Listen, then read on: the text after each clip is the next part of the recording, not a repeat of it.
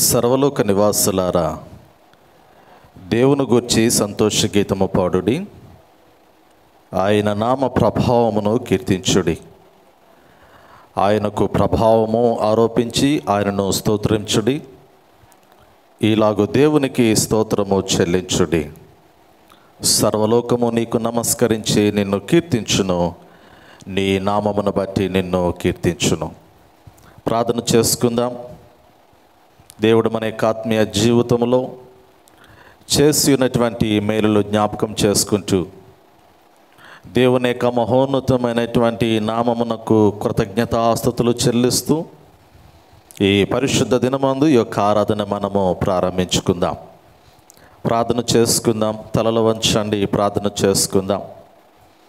సర్వకృపానిధిగు మా ప్రియ పరలోకపు తండ్రి, మీ ఘనమైన పరిశుద్ధమైన నామమునకు స్తుతులు చెల్లిస్తూ ఉన్నాం ప్రభువా.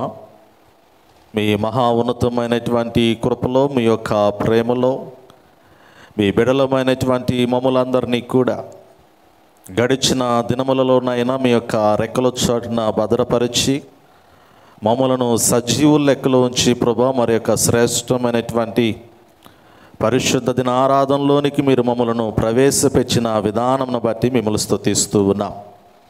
మహోన్నతుడవు, సర్వోన్నతుడవు, సర్వాధికారివి, ఈ సర్వ సృష్టికి కారణభూతుడైనటువంటి గొప్ప దేవుడు మీరే కాబట్టి నాయన, జీవము కలిగినటువంటి మీ ఘనమైనటువంటి నామమును స్తుతించుటకు, ఘనపరచుటకు నీ బిడలైనటువంటి వారందరూ కూడా నీ సన్నిధానములోనికి ప్రవేశిస్తూ ఉండగా నీ బిడల యొక్క స్తుతుల మీద నాయన మీరు ఆసీనులై ఉండమని వేడుకొనొచ్చునా. ఈ పరిశుద్ధ దినమందునైనా యావత్ ప్రపంచంలో ఉన్నటువంటి క్రైస్తవ సంఘాలలో జరుగుతున్నటువంటి ఆరాధనలలోనైనా నీ యొక్క సన్నిధిని తోడుగా ఉంచండి. ప్రతి సంఘము కూడా మీ యొక్క ఆత్మతో నింపబడినట్లు నాయన నీ కృపను అనుగ్రహించమని వేడుకొనొచ్చున్నాను. నీ బిడలైనటువంటి వారు ప్రభువా, నీ మందిరావరణములోనికి ప్రవేశించి ఆత్మతోనూ సత్యముతోనూ నాయన మిమ్మల్ని ఆరాధించుకునేటువంటి భాగ్యమును నాయన మీరు అనుగ్రహించమని వేడుకొనొచ్చున్నాను. ఈ పరిశుద్ధ దినమందునైనా మీ శ్రేష్టమైనటువంటి జీవపు మాటలు చేత నీ బిడల యొక్క హృదయాలన్నీ కూడా నాయన తృప్తి నొందుటకు నీ కృపను మీరు దయచేయమని వేడుకొనొచ్చున్నాను. ప్రాముఖ్యంగా మా యొక్క సంఘములో జరుగుతున్నటువంటి ఈ యొక్క ఆరాధన ప్రభ మీరు జ్ఞాపకం చేసుకోండి నాయన. అయ్యా, మీ యొక్క ఆత్మ నడిపింపును నాయన సంఘములు ఇటువంటి ప్రతి బిడకు మీరు అనుగ్రహించండి. పాటలు పాడుతూ ఉండగా మీ నామాన్ని మహిమపరచుకోండి. నీ బిడల యొక్క హృదయాలకు అవసరమైనటువంటి ఆత్మీయమైనటువంటి మాటలను ప్రభా మెండుగా ధారాళంగానైనా మీరు అనుగ్రహించమని వేడుకొనొచ్చున్నాను. అయ్యా, మీ సన్నిధిలోనికి వచ్చిన వారిని దీవిస్తూ ప్రభా ఇంకా రావలసినటువంటి వారందరినీ కూడా త్వరగా మీ యొక్క మందిరావరణకు నడిపించి ఆరాధన అంతట్లో మా ద్వారా మీరే నీ నామానికి మహిమ తెచ్చుకోమని యేసు క్రీస్తు నామములో అడిగి వేడుకొనుచున్నాము తండ్రి. Amen, amen. ప్రభునందు ప్రేమైన దేవుని సంగమా, ప్రియ సహోదరి సహోదరులారా, యేసు క్రీస్తు శుభనామములో అందరికీ ప్రత్యేకంగా హృదయపూర్వకమైనటువంటి వందనములను తెలియపరుస్తూ ఉన్నాను. దేవుని యొక్క మహా ఉన్నతమైనటువంటి కృప, దేవుని యొక్క ప్రేమ, దేవుని యొక్క వాత్సల్యత ఈ ఫిబ్రవరి మాసంలో చివరి పరిశుద్ధ దిన ఆరాధనలోనికి మనము నడిపించబడటానికి దేవుడు తన కృపను మనకు దయచేస్తున్న విధానమును బట్టి దేవుని స్తుతిస్తూ ఉన్నాను. గడిచిన ఆదివారము మనము దేవుని మందిరము యొక్క నిర్మాణం యొక్క ఆలోచన విధానమును దావీదు మహారాజు తన హృదయాంతరంగములలో దేవునికి ఒక శ్రేష్టమైనటువంటి మందిరమును నిర్మించాలని, ఆ మందిరము దేవునికి మహిమకరమైనటువంటి మందిరముగా, దేవుని యొక్క ఆత్మ నివసించేటువంటి మందిరముగా, ఆ మందిరములో అనేక మంది దేవుని స్తుతించేటువంటి వారిగా ఉండాలి అనేటువంటి ఆలోచనతో దావీదు భక్తుడు దేవునికి మందిరమును కట్టాలనేటువంటి ఆలోచన కలిగి ఉన్నప్పుడు దేవుడు తన ఉద్దేశమును దావీదుకు జ్ఞాపకం చేస్తూ దావీదు ద్వారా కాక దావీదు కుమారుడైనటువంటి సొలొమోను చేత దేవుడు మందిరమును కట్టించుకున్నటకు కలిగినటువంటి ఆలోచనని ఆ రీతిలోనే దావీదు చేసినటువంటి పాపము దాని పర్యవసానముగా అతడు మూల్యము చెల్లించిన విధానమును గడిచిన ఆదివారము మనము ధ్యానించుకొని ఉన్నాం. పిల్లల ప్రాముఖ్యంగా ఈరోజు పరిశుద్ధ గ్రంథములో దేవునికి మహిమకరమైనటువంటి రీతిలో ఒక శ్రేష్టమైనటువంటి మందిరమును కట్టి ఆ మందిరమును దేవునికి మహిమకరంగా ప్రతిష్ఠించినటువంటి సొలొమోను యొక్క ఆలోచన, సొలొమోను భక్తుని యొక్క ప్రార్థన, విజ్ఞాపనతో కూడినటువంటి ప్రార్థన ఈరోజు మనము ధ్యానించుకోవడానికి సిద్ధపడి ఉన్నాం. రెండవ దినవృత్తాంతాల గ్రంథాన్ని గమనించినప్పుడు మీరు బైబిల్ గ్రంథములో పాత నిబంధన గ్రంథాన్ని రాజుల గ్రంథము, సమూయేలు గ్రంథము, దినవృత్తాంతాల గ్రంథము, ఈ 3 గ్రంథాలు కూడా మీరు బహుగా చదవగలిగినట్లయితే మొదటి రాజులు, రెండవ రాజులు, మొదటి సమూయేలు, రెండవ సమూయేలు, మొదటి దినవృత్తాంతములు, రెండవ దినవృత్తాంతములు, ఈ గ్రంథములు మీరు పఠించగలిగినట్లయితే, ఈ గ్రంథములను మీరు ధ్యానించగలిగినట్లయితే ఈ గ్రంథాలలో ఉన్నటువంటి రాజుల యొక్క వృత్తాంతమును గురించి, రాజుల యొక్క చరిత్రను గురించి, రాజుల యొక్క పరిపాలనా విధానమును గురించి, ఆ రాజులు దేవుణ్ణి వెంబడించేటువంటి క్రమములో వారు తప్పిపోయినటువంటి విధానము, మరలా తిరిగి దేవుని చేత నడిపించబడినటువంటి విధానం అంతయు కూడా ఈ యొక్క గ్రంథాలలో మనకు జ్ఞాపకం చేయబడుతూ ఉంది. ప్రాముఖ్యంగా రెండవ దినవృత్తాంతాల గ్రంథాన్ని గమనించినప్పుడు మొదటి 9 అధ్యాయాలు గమనించగలిగితే, 1వ అధ్యాయము మొదలుకొని 9వ అధ్యాయం వరకు గమనించగలిగితే ఈ అధ్యాయాలలో సొలొమోను మహారాజు యొక్క పరిపాలన మనకు జ్ఞాపకం చేయబడుతూ ఉంది. అతడు రాజుగా అభిషేకించబడటము, దేవుని యొక్క ఆత్మ కలిగి ఉండటము, సొలొమోను జ్ఞానము కలిగినటువంటి వాడే దేవుని కొరకు ఒక మంచి శ్రేష్టమైనటువంటి మందిరమును కట్టించటము, ఆ మందిరమును దేవునికి మహిమకరంగా ప్రతిష్ఠించటమును గూర్చినటువంటి ప్రార్థనలు ఈ 2వ దినవృత్తాంతాల గ్రంథము మొదటి 9 అధ్యాయాల వరకు మనం గమనించగలుగుతూ ఉంటాం.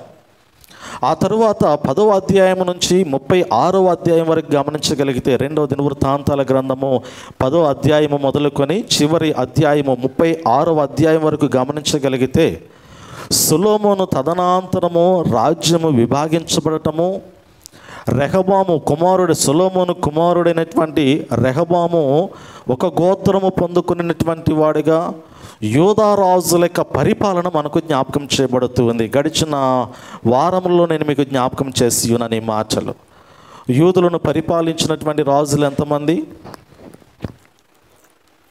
యూదులను పరిపాలించినటువంటి రాజులు రెహబాము మొదలుకొని సొలొమోను తరువాత రాజ్యం 2గా విభాగించబడింది.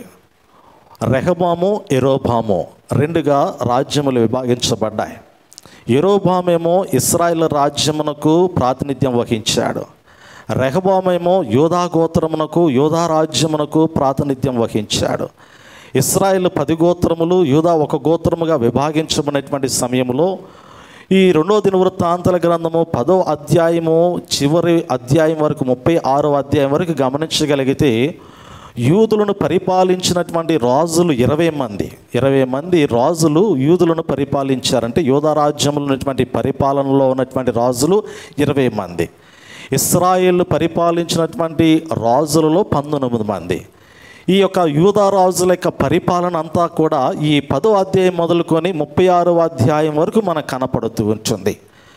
ఈ 36వ అధ్యాయంలో యూదులను పరిపాలించినటువంటి చివరి రాజు అయినటువంటి సిద్కియా, మనకి యూదులు పరిపాలించినటువంటి రాజులో చివరి వాడు సిద్కియా అనబడినటువంటి రాజు. ఈ సిద్కియా అనబడినటువంటి రాజు యొక్క పరిపాలనలో యెరూషలేము పట్టణము, యెరూషలేము దేవాలయము పతనము గావించబడి బబులోను రాజు అయినటువంటి నెబుకద్నెజరు దేవాలయమును పడద్రోసి యెరూషలేము పట్టణంలో ఉన్నటువంటి వారిని నిర్మూలించిన తర్వాత కొందరిని చెరగొనిపోయినటువంటి కాలము ఈ 2వ దినవృత్తాంతాల గ్రంథము 36వ అధ్యాయము చివరి అధ్యాయంలో మనకు కనపడుతూ ఉంది. ఇది ఈ దినవృత్తాంతాల గ్రంథంలో ఉన్నటువంటి ఆ చరిత్ర మీరు చదివితే చక్కగా అర్థమైపోతూ ఉంటుంది. అయితే ఈ మొదటి 9 అధ్యాయాల్లో మనం గమనించగలిగితే జ్ఞాని అయినటువంటి సొలొమోను మహారాజు దేవుని కొరకు ఒక చక్కటి శ్రేష్టమైనటువంటి మందిరమును నిర్మించేటువంటి క్రమాన్ని 2వ అధ్యాయము మొదలుకొని 2వ దినవృత్తాంతాల గ్రంథము 2వ అధ్యాయము మొదలుకొని 5వ అధ్యాయము 1వ వచనం వరకు మీరు చదవగలిగితే ప్రియులారా, మీరు గృహాలకు వెళ్ళిన తర్వాత ఈ మాటలు గమనించండి. చదవండి 1-2 సార్లు. 2వ అధ్యాయము 1వ వచనము మొదలుకొని మరి 5వ అధ్యాయం 1వ వచనం వరకు సొలొమోను మహారాజు దేవుని మందిరమును కట్టుటకు మరి ఏ విధమైనటువంటి ఆలోచన కలిగి ఉన్నాడు, ఆ మందిరమును ఏ విధంగా నిర్మించాడో ఈ అధ్యాయంలో మనకు కనపడుతూ ఉంది. ఉదాహరణకి నేను పాత నిబంధన గ్రంథములో దేవుని మందిర నిర్మాణమును గురించి మాట్లాడుతూ ఉన్నాను కాబట్టి మోషే కాలములో నిర్మించబడినటువంటి ప్రత్యక్ష గుడారమును గురించి మనం ఒకసారి జ్ఞాపకం చేసుకొని ఈ దినవృత్తాంతాల గ్రంథములో సొలొమోను కట్టినటువంటి దేవాలయంలోనికి వెళదాం. మోషే నాయకత్వంలో ఇశ్రాయేలు ప్రజలు నడిపించబడుతున్నటువంటి సమయంలో మనకి ప్రత్యక్ష గుడారముతో కూడినటువంటి మందిర నిర్మాణం అనేటువంటిది మనకు కనపడుతూ ఉంటుంది. నిర్గమాకాండము 25వ అధ్యాయము మొదలుకొని 40వ అధ్యాయం వరకు మనము గమనించగలుగుతూ ఉంటాం. చక్కగా దేవుని యొక్క లేఖనాల్లో మనము ప్రత్యక్ష గుడారము టెబర్నకల్ గమనించగలిగినట్లయితే నిర్గమాకాండము 25వ అధ్యాయం మొదలుకొని దేవుని మందస్సమైనటువంటి నిబంధన మందస్సము ఇశ్రాయేళ్ల మధ్యలో సంచరించేటువంటి క్రమములో మోషే భక్తుడు దేవుని కొరకు ఒక ప్రత్యక్ష గుడారమును నిర్మిస్తూ ఉంచాడు. ఆ ప్రత్యక్ష గుడారంలో ఆవరణం ఉంటుంది, పరిశుద్ధ స్థలం ఉంటుంది, అతి పరిశుద్ధ స్థలం ఉంటుంది. ఈ యొక్క ఆవరణములో మనం గమనించగలిగినట్లయితే బలిపీఠం ఉంటుంది, గంగానం ఉంటుంది. పరిశుద్ధమైనటువంటి స్థలములో మనం గమనించగలిగినట్లయితే సన్నిధి రొట్టెల బల్ల ఉంటుంది, అదే సమయంలో దీపపు స్తంభం ఉంటుంది. అతి పరిశుద్ధమైనటువంటి స్థలములో మనం గమనించగలిగినట్లయితే ఆ మందసం ఉంటుంది. పిల్లలు గమనించండి, మీరు చక్కగా ప్రొజెక్టర్ మీద మీరు గమనించవచ్చు. మీకు చాలా అర్థవంతంగా అక్కడ మీకు టెబర్నకల్ ప్రత్యక్ష గుడారము మీకు జ్ఞాపకం చేయబడుతూ ఉంది, ఏ విధంగా ఉంటుంది అనేటువంటిది. ఇది నిర్గమాకాండములో మోషే భక్తుని యొక్క నాయకత్వములో ఇశ్రాయేల్ ప్రజలు నడిపించబడుతూ ఉండగా ఆనాడు నిర్మించబడినటువంటి ప్రత్యక్ష గుడారము. ఈ ప్రత్యక్ష గుడారములో మరి పరిశుద్ధులైనటువంటి యాజకులు పరిశుద్ధమైనటువంటి స్థలములోనికి వచ్చి నిత్యము దేవుని స్తుతిస్తూ ఉంచారు. ఆవరణములో దేవునికి బలులు అర్పిస్తూ ఉంచారు. సంవత్సరమునకు ఒక పర్యాయము ప్రధాన యాజకుడు అతి పరిశుద్ధమైనటువంటి స్థలంలోనికి వెళుతూ ఉంచాడు. ఆ అతి పరిశుద్ధమైనటువంటి స్థలములో దేవునికి మహిమ చెల్లిస్తూ ఉన్నటువంటి విధానాన్ని నిర్గమాకాండము 25వ అధ్యాయమును మొదలుకొని 40వ అధ్యాయం వరకు మనము గమనించగలుగుతూ ఉన్నాం. ఇది సొలొమోను దేవుని మందిరము నిర్మించబడటానికి ఉన్నటువంటి ప్రత్యక్ష గుడారము. సొలొమోను మహారాజు దేవాలయము కట్టడానికి మునుపున్నటువంటి ప్రత్యక్షమైనటువంటి గుడారము. ఒక మాటను నిర్గమాకాండములో ఒక మాటను మనం చదువుకుందాం. 40వ అధ్యాయం నిర్గమాకాండము 40వ అధ్యాయము దేవుని మహిమను గురించినటువంటి మాట, ఒక మాటను నేను మీకు గుర్తు చేస్తాను. నిర్గమాకాండము 40వ అధ్యాయము 34వ వచనాన్ని ఒక మాటను చదువుదాం పిల్లలు గమనించండి.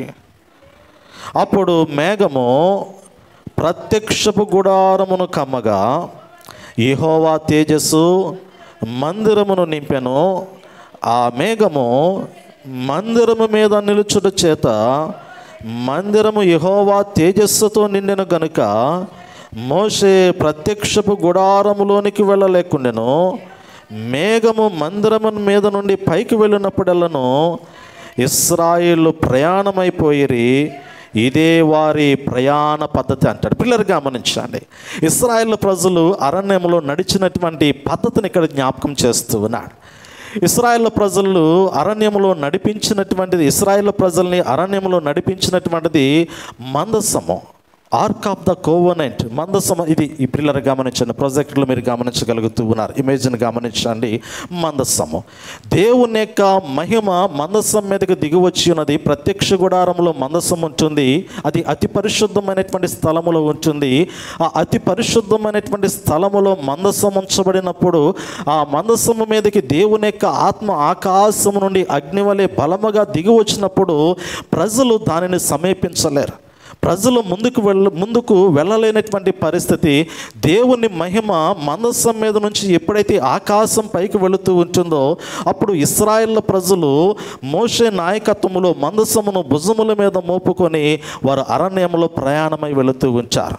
వారు అరణ్యంలో ప్రయాణమై వెళ్ళినటువంటి సమయంలో కొంత దూరం వెళ్ళిన తర్వాత మరలా దేవుని యొక్క మహిమ, దేవుని యొక్క సన్నిధి, దేవుని యొక్క పరిశుద్ధాత్మ ఆ యొక్క మందసం మీదకి బలముగా దిగి వచ్చినటువంటి సమయంలో మోషే భక్తునితో సహా అందరూ కూడా ప్రత్యక్ష గుడారంలో నుంచి వెలుపులకు వచ్చేస్తారు. ఎవరు కూడా ఆ మహిమలోనికి ప్రవేశించేటువంటి వారు కాదు పిల్లలు. ఇదే నిర్గమాకాండము 40వ అధ్యాయంలో మనకి ఇక్కడ జ్ఞాపకం చేయబడుతుంది. మేఘము ప్రత్యక్షపు గుడారమును కమ్మగా యెహోవా తేజస్సు మందిరమును నింపినట్టు. ఆ యొక్క మందసమును ఏమన్నారు అంటే పాత నిబంధన కాలంలో, మోషే కాలంలో అది ఒక మందిరముగా జ్ఞాపకం చేయబడుతూ ఉంది. అది దేవుని సన్నిధిగా మనకు కనపడుతూ ఉంది. అది దేవుని యొక్క ఆత్మ సంచారముగా కనపడుతూ ఉంది. దేవుని యొక్క ఆత్మ ఆ యొక్క మందిరం మీదకి దిగి వచ్చినప్పుడు ఆ మందిరంలో నుంచి దేవుని యొక్క స్వరము మోషే భక్తునితో మాట్లాడుతూ ఉంది, ప్రజలతో మాట్లాడుతూ ఉంది, వారిని నడిపిస్తూ ఉన్నట్లుగా పరిశుద్ధ గ్రంథంలో నిర్గమాకాండములో మనం గమనించగలుగుతూ ఉన్నాం. దానికి పెట్టబడినటువంటి పేరే మనము టెబర్నకల్ అంటాం. ఇందాక గమనించాం కదా, ప్రత్యక్ష గుడారము. ఇది ఆర్క్, మందసము, the ark of the covenant, దేవుని యొక్క నిబంధన మందసము. ఇందాక మనం గమనించింది టెబర్నకల్, ప్రత్యక్ష గుడారము. ఈ ప్రత్యక్ష గుడారం యొక్క నిర్మాణము మందసము కొరకే. అది దేవుని సన్నిధి ఆ యొక్క ప్రత్యక్ష గుడారంలో ఉంచుటకు నిర్మించబడి ఉన్నదని నిర్గమాకాండములో మనకు జ్ఞాపకం చేస్తూ ఉన్నాడు. అయితే ఆ తదనంతరం మనం గమనించగలిగితే ఇశ్రాయేలు ప్రజలు కనాను దేశంలోనికి వెళ్ళిపోయిన తర్వాత ఇది అరణ్య ప్రయాణము. 40 సంవత్సరములు అరణ్యంలో నడిచినప్పుడు ఉన్నటువంటి ప్రయాణములు ఉన్నటువంటి పద్ధతి. ఆ తదుపరి వారు కనాను దేశంలోనికి వెళ్ళిపోయిన తర్వాత ఆ తర్వాత ఫిలిస్తీన్లు కానీ మోయాబీలు కానీ యుద్ధములు జరిగినటువంటి క్రమములో ఈ మందసము ఏలీ ప్రవక్త యొక్క కాలములో ఫిలిస్తీన్లకు చేతిలోనికి వెళ్ళిపోతూ వచ్చింది.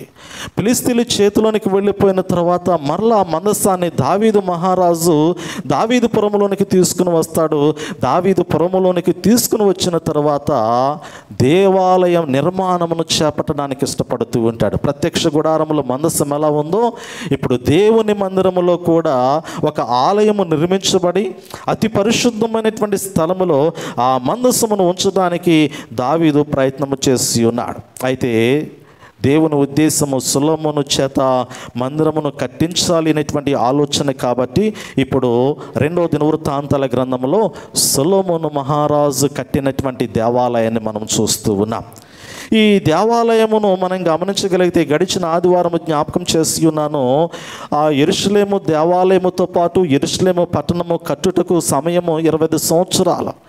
20 సంవత్సరముల కాలములలో దేవాలయము నిర్మాణము కొరకు పట్టినటువంటి కాలము 7 సంవత్సరములు. 7 సంవత్సరాల్లో మందిరాన్ని కట్టారు. మిగిలినటువంటి 13 సంవత్సరములో యెరూషలేము పట్టణ నిర్మాణం అనేటువంటిది మనము గమనించగలుగుతూ ఉన్నాం. ఆయమేసి కూడా మీరు గమనించండి. అది సొలొమోను మహారాజు కట్టినటువంటి ఆ దేవాలయములు ఉన్నటువంటి నమూనా. చుట్టూ కూడా ఉన్నటువంటి ప్రాంతము సొలొమోను మహారాజు కట్టినటువంటి పట్టణము. అది బహు శ్రేష్టమైనటువంటి పట్టణము. ఆ నగరం అంతా కూడా కట్టడానికి 13 సంవత్సరములు, అంటే పట్టణము కట్టడానికి 13 సంవత్సరములు, మందిరము కట్టడానికి 7 సంవత్సరములు పట్టినట్లుగా మనం గమనించగలుగుతూ ఉన్నాం. పిల్లల గడిచిన ఆదివారమే నేను మీకు జ్ఞాపకం చేసి ఉన్నాను. మందిరమును కట్టుటకు పనిచేసినటువంటి వారు 70,000 మంది ఆ బరువులు మోసేటువంటి వారు, 80,000 మంది అడవులో మ్రానులు నరికేటువంటి వారు, 3,600 మంది అధిపతులుగా ఉన్నటువంటి వారు, 153,600 మంది మందిర నిర్మాణ క్రమములో 7 సంవత్సరములు శ్రమించినట్లుగా గడిచిన ఆదివారం నేను మీకు జ్ఞాపకం చేస్తున్నాను. అదే సమయంలో స్తుతిస్తూ ఉండగా దేవుని మందిరము కట్టబడింది. ఇది 2వ దినవృత్తాంతాల గ్రంథంలో మనము 3వ అధ్యాయము మొదలుకొని ఈ మాటలు మనం గమనించగలుగుతూ ఉంటాం. 5వ అధ్యాయం వరకు మనం ఈ మాటలు గమనించగలుగుతూ ఉంటాం. పిల్లల ప్రాముఖ్యంగా మందిరం యొక్క పొడవు కూడా జ్ఞాపకం చేయబడింది. మందిరం యొక్క పొడవు 60 మూరలు, వెడల్పు 20 మూరలు, ఎత్తు 120 మూరలు. ఆ సుందరమైనటువంటి శ్రేష్టమైనటువంటి దేవాలయము బంగారముతోనూ రత్నములతోనూ వజ్రములతోనూ వైడూర్యములతోనూ పొదిగింపబడినటువంటి దేవాలయముగా మనకి కనపడుతూ ఉన్నట్లుగా దేవుని యొక్క వాక్యములో గమనించగలుగుతూ ఉన్నాం. మందిరమును కట్టిన తరువాత ఈ మందిరము కట్టేటువంటి వర్ణన మీరు గృహాలకు వెళ్ళిన తర్వాత చదవండి పిల్లరా. మందిరమును కట్టినప్పుడు చేసినటువంటి ప్రార్థన నేను మీకు జ్ఞాపకం చేయడానికి ఇష్టపడుతూ ఉన్నాను. ఈ సమయంలో దేవాలయం ఎందుకొరకు నిర్మించబడుతూ ఉంది? దేవాలయం యొక్క ప్రాముఖ్యత ఏమిటి? What is the importance of the temple? దేవాలయం యొక్క ప్రాముఖ్యత ఏమిటి? అసలు దేవుని మందిరము లేకపోతే దేవుని సన్నిధి ఉండడా? దేవుని యొక్క మొర అంటే దేవునికి ప్రార్థన చేయాలి అంటే మందిరావరణంలోనికి రావాలా? బయట నిలబడి ప్రార్థన చేస్తే దేవుడు ఆలకించడా? లేదంటే ఎక్కడ ఉన్నా కానీ ఏ రీతిలో ప్రార్థన ధూపం వేయబడటానికి ఏ రీతిలోనైనా కానీ ప్రార్థన దేవుని సన్నిధికి చేరదా? అసలు దేవుని మందిరము ఎందుకు నిర్మించబడుతూ ఉంది అనేటువంటి మాటను ఈ 2వ దినవృత్తాంతాల గ్రంథంలో మనం గమనించగలుగుతూ ఉంటాం. పిల్లలు గమనించండి, ఒక మాట నేను మీకు సెలవిస్తున్నాను. 6వ అధ్యాయము 2వ దినవృత్తాంతాల గ్రంథము 6వ అధ్యాయము. ఈ 6వ అధ్యాయాన్ని గమనించగలిగితే ఈ ప్రారంభ వచనములో సొలొమోను మహారాజు ప్రార్థన మనకి ఇక్కడ జ్ఞాపకం చేయబడుతూ ఉంది. కృతజ్ఞతాస్తుతులతో సొలొమోను మహారాజు కృతజ్ఞతాస్తుతులతో దేవుని సముఖములో దేవుని సన్నిధిలో దేవుని స్తుతిస్తూ ఉన్నాడు. పిల్లలు ఇంకొక విషయాన్ని జ్ఞాపకం ఉంచుకోండి. సొలొమోను మహారాజు దేవాలయమును కట్టినప్పుడు దావీదు మహారాజు సజీవుడిగా ఉన్నాడా? ప్రశ్న. దావీదు మహారాజు దేవుని మందిరాన్ని చూశాడా? ప్రశ్న. చెప్పాలా? లేడు కదా. మొదటి దినవృత్తాంతాలు చివరి అధ్యాయంలోకి వచ్చినప్పుడు దావీదు మరణాన్ని మనకు గుర్తు చేస్తాడు. 2వ దినవృత్తాంతాల్లో దావీదు మరణించిన తరువాత దేవాలయం కట్టబడుతూ ఉంది, తదనంతరము కట్టబడుతూ ఉంది. కానీ దావీదు భక్తుడు మందిరము ఎలా కట్టబడాలి, మందిరములో ఏ ఉపకరణములు ఉండాలి, ఏ రీతిలో ఉండాలో సమస్తమును కూడా దేవాలయమును ప్రత్యక్షంగా చూడకపోయినప్పటికీ కూడా ఆంతర్యమైనటువంటి మనోనేత్రములు కలిగినటువంటి వాడిగా దావీదు భక్తుడు దేవాలయ నిర్మాణాన్ని ముందే చూశాడు. దాని కొలతలు చూశాడు, దాని పొడవు చూశాడు, దాని ఎత్తు చూశాడు. మందిరములో ఉండవలసినటువంటి బంగారం యొక్క ఉపకరణములు ఎక్కడ ఏ బంగారం ఉంచాలి, ఎక్కడ ఏ విధమైనటువంటి వజ్ర వైడూర్యములతో పొదగబడాలి అనేటువంటిది ముందుగానే దావీదు మహారాజు సిద్ధపరిచినటువంటి ప్లాన్ కదా. మనం ఇంజనీర్ గారు ముందు ప్లాన్ గీసేస్తారు. ఆ ప్లాన్ ప్రకారంగానే మందిరము కట్టబడింది అన్నమాట. ప్లాన్ అంతా కూడా దావీదు భక్తునిదే. దావీదు మహారాజు ఎలా ఉండాలని ప్లాన్ గీసిచ్చాడు. ఆ ప్లాన్ ప్రకారంగా సొలొమోను మహారాజు దేవాలయాన్ని కట్టాడు. అసలు ఆ శ్రమ అంతా కూడా మనం గమనించగలిగినట్లయితే, ఆలోచన అంతా మనం గమనించగలిగినట్లయితే, ఉద్దేశం అంతా కూడా గమనించగలిగినట్లయితే ప్రార్థించగలిగినట్లయితే దావీదు సమస్తాన్ని సమకూర్చిన తర్వాత సొలొమోను మహారాజు దేవాలయమును ఆ రీతిలో కట్టి చేసినటువంటి ప్రార్థన మనం గమనించగలిగితే, ప్రతిష్ఠిత ప్రార్థన మనం గమనించగలిగితే ఈ 2వ దినవృత్తాంతాల గ్రంథంలో మనకు జ్ఞాపకం చేయబడుతూ ఉంది. ఒకసారి 5వ అధ్యాయము 13వ వచన భాగంలో, వారితో కూడా బూరలు ఊదు యాజకులు 120 మందిని నిలిచిరి. బూరలు ఊదువారును పాఠకులను ఏకస్వరముతో యెహోవాకు కృతజ్ఞతాస్తులు చెల్లించుచు గానము చేయగా యాజకులు పరిశుద్ధ స్థలములో నుండి బయలువెళ్ళి ఆ బూరలతోనూ తాళములతోనూ వాద్యములతోనూ కలిసి స్వరమెత్తి యెహోవా దయాళుడు, ఆయన కృప నిరంతరముండునని స్తోత్రము చేసిరి. అప్పుడు ఒక మేఘము యెహోవా మందిరము నిండా నిండెను. యెహోవా తేజస్సుతో దేవుని మందిరము నిండుకొనగా సేవ చేయుటకు యాజకులు ఆ మేఘమున్న చోట నిలవలేకపోయిరి అంటాడు కదా.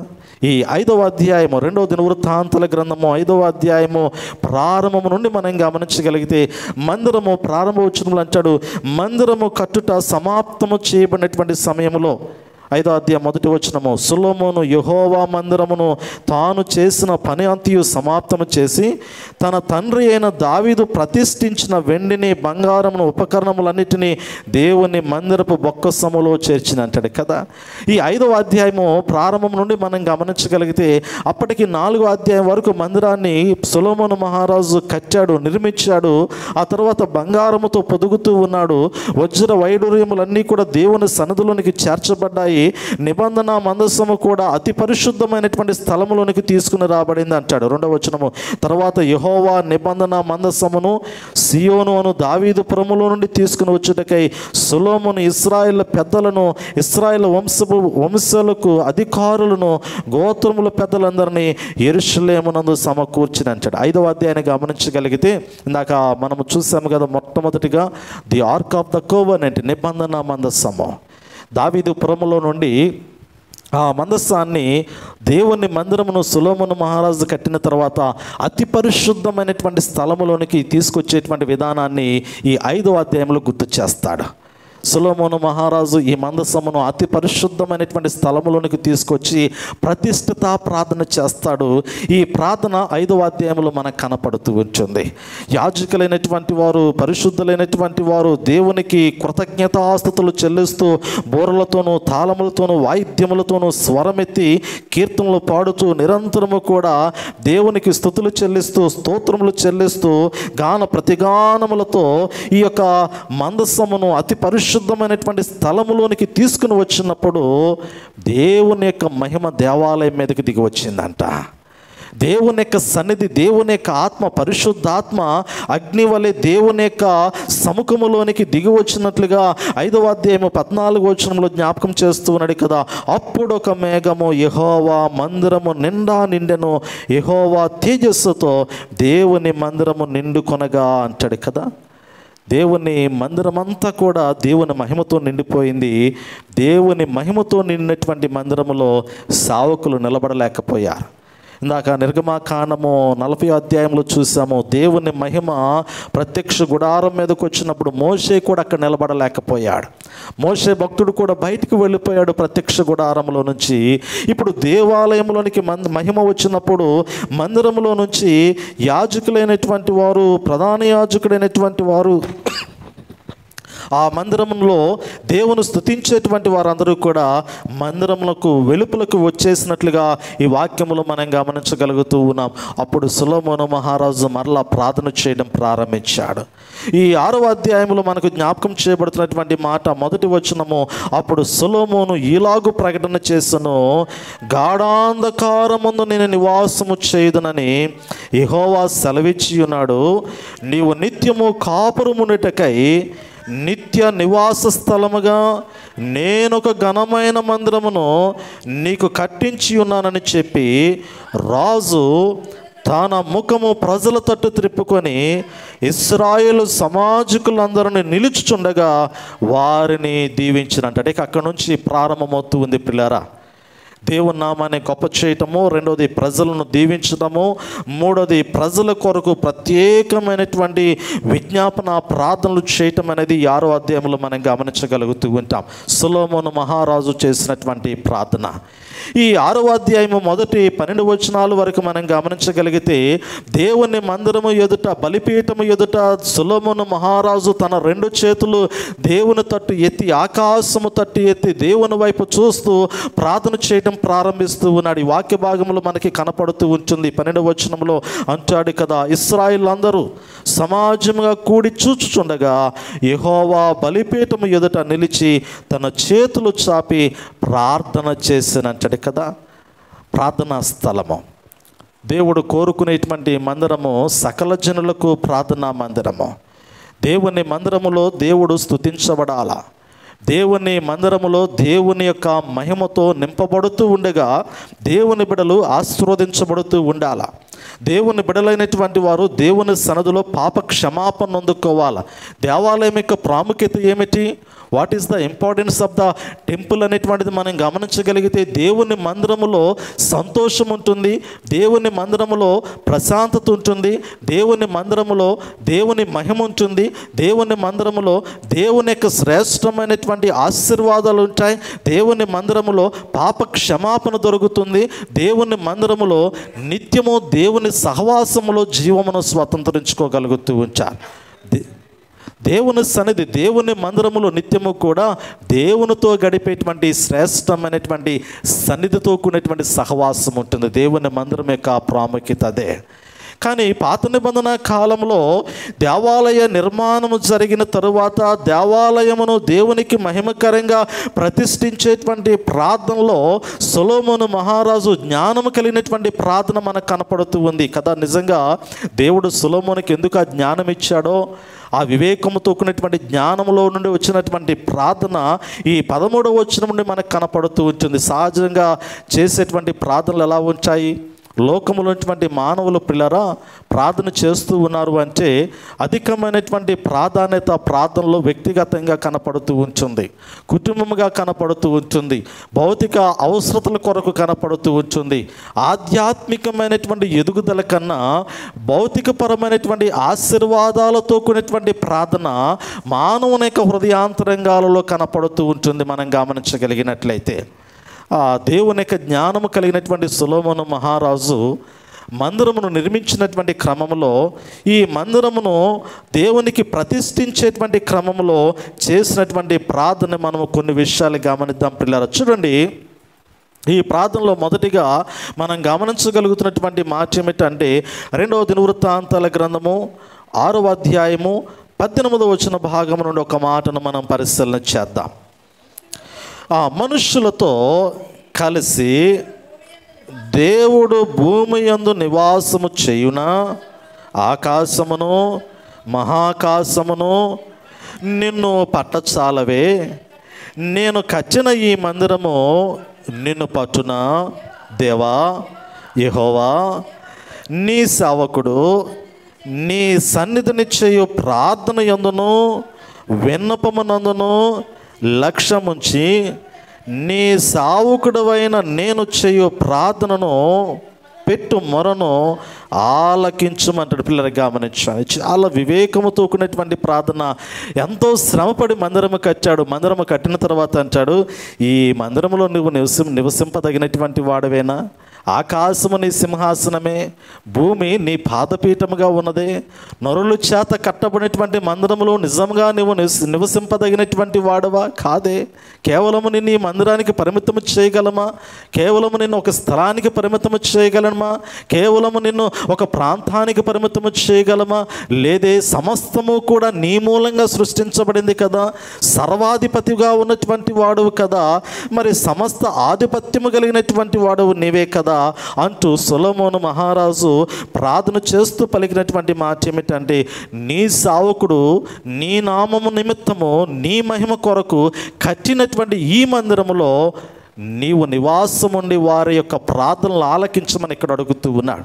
ఎవరైతే దేవుని సన్నిధిలోనికి వచ్చి ప్రార్థన చేస్తారో ఆ ప్రార్థనకి దేవుని యొద్ద నుండి ప్రత్యుత్తరం ఇవ్వమని ప్రత్యేకంగా సొలొమోను మహారాజు దేవుణ్ణి గోజాడుతూ ఉన్నాడు, దేవునికి మొరపెడుతూ ఉన్నాడు, దేవునికి విన్నవించుకుంటూ ఉన్నాడు. అందుకే ఇది ఒక ప్రత్యేకమైనటువంటి విజ్ఞాపన ప్రార్థనగా మనకి ఇక్కడ కనపడుతూ ఉన్నది పిల్లరా. ఇది చాలా సుదీర్ఘమైనటువంటి ప్రార్థన. సొలొమోను మహారాజు చేసినటువంటి ప్రార్థన ఏదో క్లుప్త ప్రార్థన కాదు, ఏదో చిన్న ప్రార్థన కాదు, ఏదో 2 మాటలు చేసినటువంటి ప్రార్థన కాదు, ఏదో ఒక్క అవసరం అడిగి ముగించినటువంటి ప్రార్థన కాదు. కానీ ఈ ప్రార్థన చాలా సుదీర్ఘమైనటువంటి ప్రార్థన. ఈ ప్రార్థనలో ప్రజల యొక్క భవిష్యత్తును గురించినటువంటి ప్రార్థన. ఈ ప్రార్థనలో నిత్య జీవార్థమైనటువంటి ప్రణాళికను జ్ఞాపకం చేస్తున్నటువంటి ప్రార్థన. ఈ ప్రార్థనలో పాప క్షమాపణ కొరకు పరితపించేటువంటి మానవుని యొక్క ఆలోచన వెల్లడపరిచినటువంటి ప్రార్థన. ఈ ప్రార్థన మీరు గమనించగలిగితే సొలొమోను చేసినటువంటి ప్రార్థనలో చాలా విషయాలు మనకు కనపడుతూ ఉంటాయి. లోకములో ఉన్నటువంటి మానవులు పాపము కలిగినటువంటి వారు, పాప స్వభావము కలిగినటువంటి వారు, వారు తప్పిపోయినటువంటి స్థితిలో బ్రతుకుతున్నటువంటి వారు. అటువంటి మానవుల పట్ల దేవుని కృప ఏ విధంగా అనుగ్రహించబడాలో ఇక్కడ సొలొమోను ప్రజల నిమిత్తమై దేవుణ్ణి గోజాడుతున్నటువంటి విధానం మనకి ఇక్కడ కనపడుతూ ఉంది. పిల్లలు గమనించండి, 20వ వచనాన్ని ఒకసారి చదువుదాం. నీ సేవకులు ఈ స్థలము తట్టు తిరిగి చేయు విన్నపములను వినుటకై నా నామమును అచ్చట ఉంచుదనని నీవు సెలవిచ్చిన స్థలముననున్న ఈ మందిరం మీద నీ కనుదృష్టి రాత్రింబగుల్లో నిలుచునుగాక.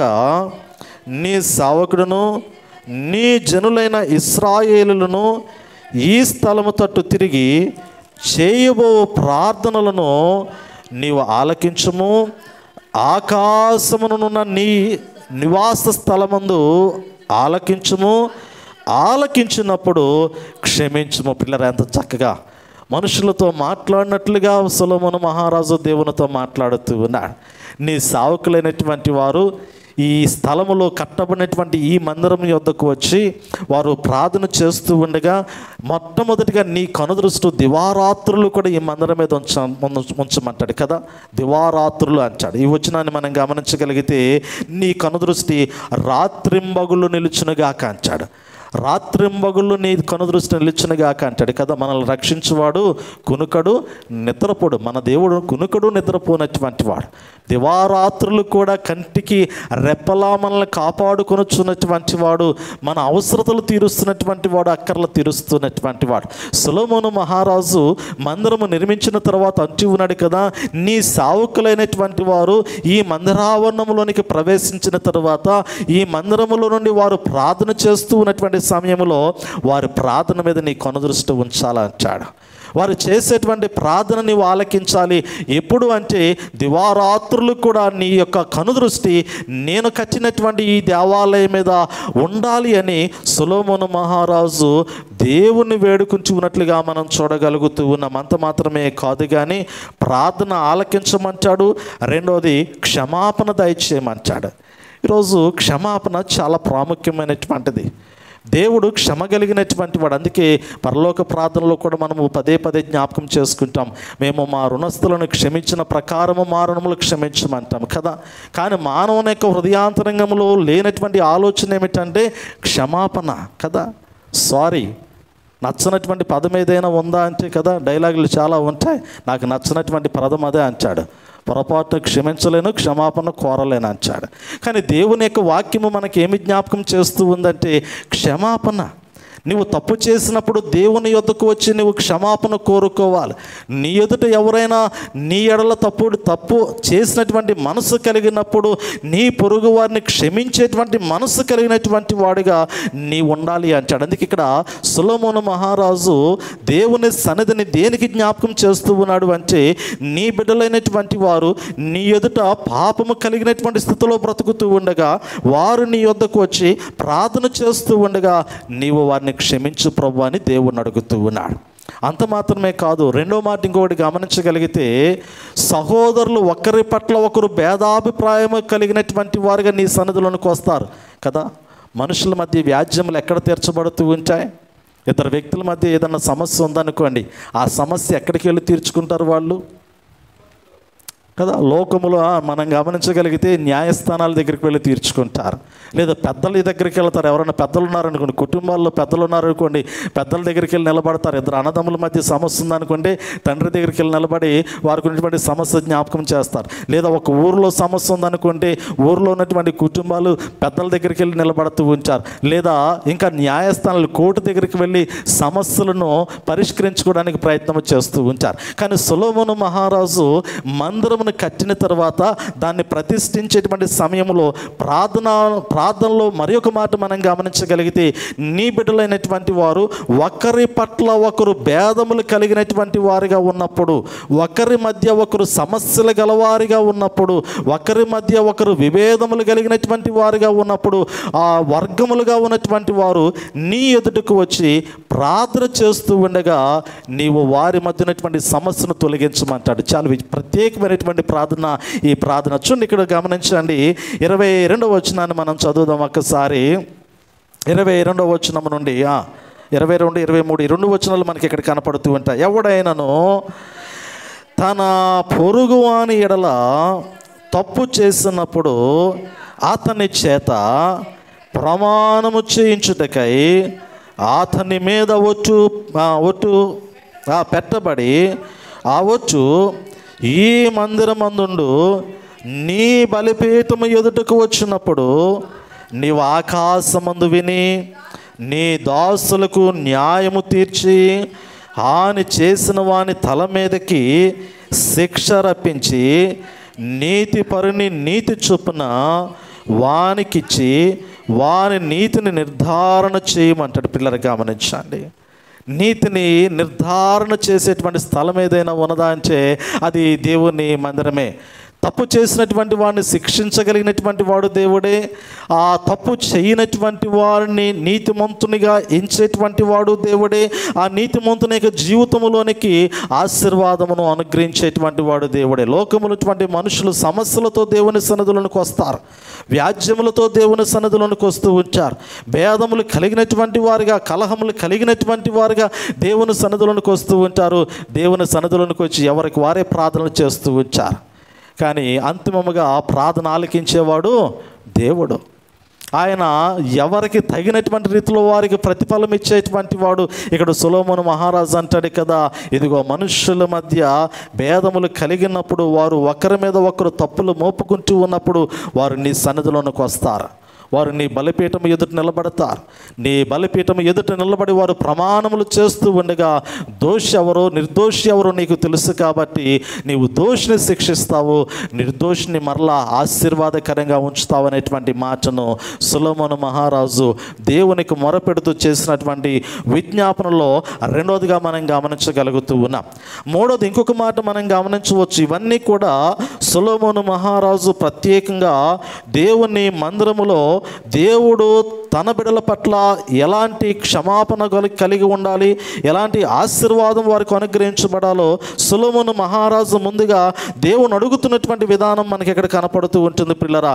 ఆ తదుపరి మనం గమనించగలిగినట్లయితే ఈ 24, 25 వచనాల్లో యుద్ధములలో ఓడిపోయినటువంటి సమయంలో, ఓటము కలిగినటువంటి స్థితిలో మరి వారు నీ యొద్దకు వచ్చినప్పుడు, నీ మందిరం యొద్దకు వచ్చినప్పుడు, వారు నీ సన్నిధి యొద్దకు వచ్చినప్పుడు, వారు నీ వైపు తిరిగినప్పుడు, నీ యొద్దకు వచ్చి వారు ఆ పాపమును విడిచి నీకు మొరపెట్టినప్పుడు మరలా నీ ప్రజల పక్షమున నీవు నిలిచి నీ ప్రజలకి విజయమును అనుగ్రహించని ఈ యొక్క ప్రార్థనలో మనకు జ్ఞాపకం చేస్తూ ఉంటాడు. 24, 25 వచనాల్లో ఈ మాటలు మనకు కనపడుతూ ఉంటాయి. నీ జనులైన ఇశ్రాయేలు నీ దృష్టి ఎదుట పాపము చేసిన వారై తమ శత్రువుల బలమునకు నిలవలేక పడిపోయినప్పుడు వారు నీ వద్దకు తిరిగి వచ్చి నీ నామమును ఒప్పుకొని ఈ మందిరమునందు నీ సన్నిధిని ప్రార్థించి విన్నపము చేసిన ఎడల అంటాడు కదా.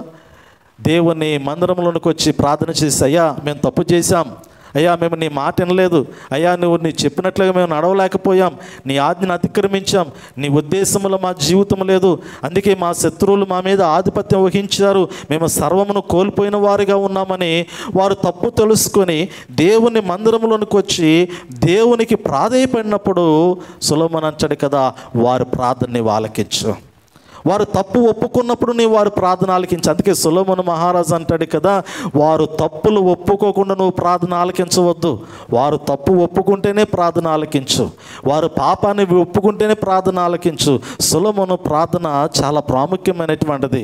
లోకంలో చాలామంది ప్రార్థనలు చేస్తారు, తప్పులు ఒప్పుకోకుండా ప్రార్థన చేస్తారు, పాపాన్ని విడిచిపెట్టకుండా ప్రార్థన చేస్తారు. కానీ ఆ ప్రార్థనకి జవాబు దొరికిద్దా? దొరకదు. మందిరంలో పాపమును విడిచిపెట్టినప్పుడు ప్రార్థనకి జవాబు దొరికిద్ది, తప్పులు విడిచిపెట్టినప్పుడు ప్రార్థనకి జవాబు దొరికిద్ది. అందుకే సొలొమోను మహారాజు అంటాడు కదా, వారు ఒప్పుకున్నప్పుడు మాత్రమే, వారు తప్పులు ఒప్పుకున్నప్పుడు మాత్రమే వారు ప్రార్థన ఆలకించు. తప్పు ఒప్పుకోలేదనుకో ప్రార్థన ఆలకించు మాకు. దేవుని అడుగుతూ ఉన్నాడు, అయ్యా వారు తప్పు తెలుసుకుని నీ యొద్దకు వచ్చినప్పుడు వారు ప్రార్థన ఆలకించు. ఇంకొక మాట మనం గమనించవచ్చు, ఈ వాక్య భాగంలో మనం గమనించవచ్చు. 26వ వచనం నుండి మనం గమనిద్దాము. వారు నీ దృష్టి ఎదుట పాపము చేసినందున ఆకాశము ముయ్యబడి వాన కురియకున్నప్పుడు వారు ఈ స్థలము తట్టు తిరిగి ప్రార్థన చేసి నీ నామమును ఒప్పుకొని నీవు వారిని శ్రమ పెట్టినప్పుడు వారు తమ పాపములను విడిచిపెట్టి తిరిగిన ఎడల ఆకాశమందున నీవు ఆలకించి నీ సేవకులను నీ జనులకు ఇశ్రాయేలులు చేసిన పాపమును క్షమించి వారు నడవలసిన మంచి మార్గము వారికి బోధించి నీవు నీ జనులకు స్వాస్థ్యముగా ఇచ్చిన నీ దేశమునకు వాన దయచేయుదువు కాక అంటాడు కదా.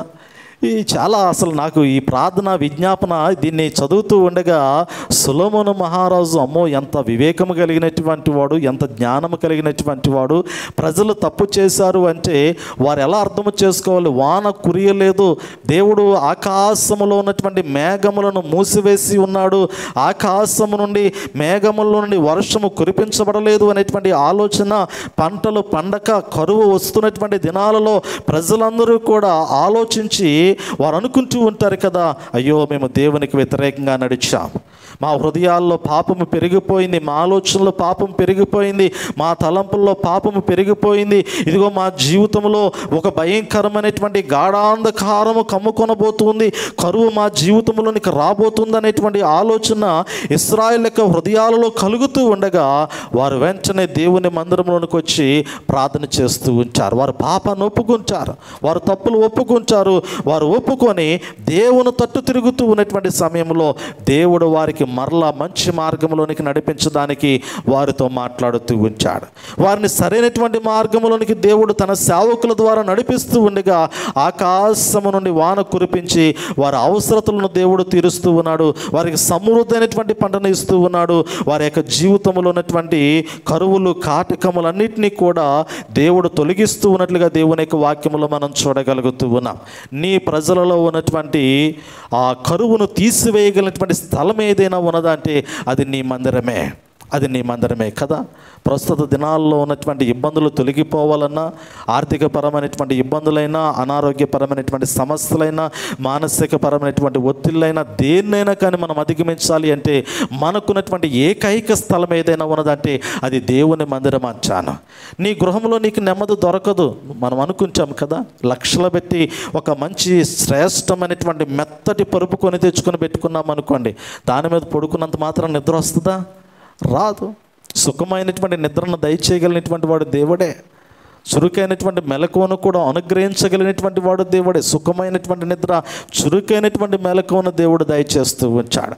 ఎందుకంటే ఈ లోకములో మనం ఏది కలిగి ఉన్నప్పటికీ కూడా అది మనకు సంతోషాన్ని ఇవ్వదేమో, కానీ మనము దేవుని కలిగి ఉంటే, మనము దేవుని సన్నిధిని కలిగి ఉంటే, మనము దేవుని సముఖములో ఉండగలిగినట్లయితే అక్కడ మనకి ఆశీర్వాదం ఉన్నదనేటువంటి మాటను ఈ సొలొమోను మహారాజు మందిరమును కట్టిన తర్వాత ప్రతిష్ఠిత ప్రార్థన ప్రజలకి జ్ఞాపకం చేస్తూ ఉన్నాడు. ఈ ప్రార్థన మనం ప్రారంభంలోనే జ్ఞాపకం చేసి ఉన్నాను.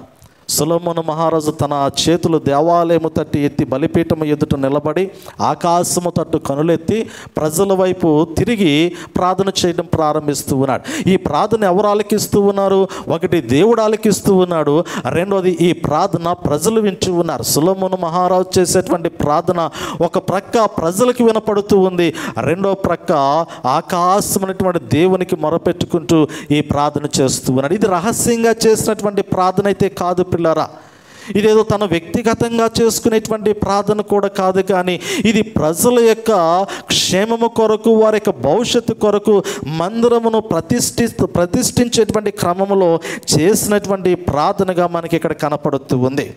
ఆ తరువాత 28వ వచనాన్ని మనం గమనించగలిగితే 28వ వచనం నుండి 31వ వచనం వరకు లేఖన భాగంలో దేవుడు కరువును పంపుతూ ఉంటాడు, దేవుడు తెగులను పంపుతూ ఉంటాడు, దేవుడు రోగాలను అనుమతిస్తూ ఉంటాడు. కరువు వచ్చినా, తెగులు సంభవించినా, రోగములు వచ్చినా కానీ ప్రజలు వెంటనే వారు దేవుడు మమ్మల్ని కొట్టుచున్నాడు, దేవుడు మమ్మల్ని బాధ పెట్టుచున్నాడు, దేవుడు మాకు వ్యాధిని కలగ చేస్తూ ఉన్నాడు, ఇదిగో మాలో ఉన్నటువంటి పాపము, మాలో ఉన్నటువంటి పాప స్వభావము మా జీవితాన్ని క్షీణింప చేయుచున్నదనేటువంటి ఆలోచనతో వారు దేవుని తట్టు తిరిగి ప్రార్థన చేస్తూ ఉన్నారు. అందుకే ఈ వచన భాగంలో తెలియపరుస్తూ ఉన్నాడు, దేశమునందు కరువు కానీ తెగులు కానీ కనపడినప్పుడైనను, గాడుపు దెబ్బ కానీ చిత్తపట్టుట కానీ తగిలినప్పుడైనను, మిడతలు కానీ చీడ పురుగులు కానీ దండు దిగినప్పుడైనను, వారి శత్రువులు వారి దేశపు పట్టణములలో